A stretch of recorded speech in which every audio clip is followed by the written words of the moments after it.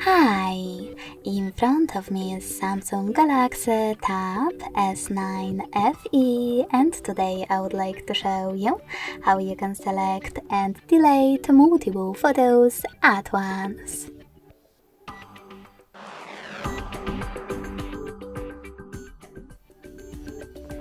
Begin by selecting Gallery app and holding one of your pictures that you wish to get rid of. Then click on this icon at the top left corner. And to exclude some of your pictures that you wish to keep, click on the chosen ones. When you're ready, select Delete at the bottom.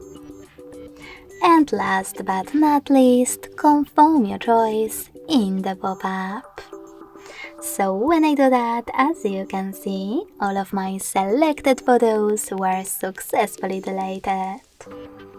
Thanks so much for watching. If you enjoyed this video, don't forget to leave a like, comment and subscribe. Bye!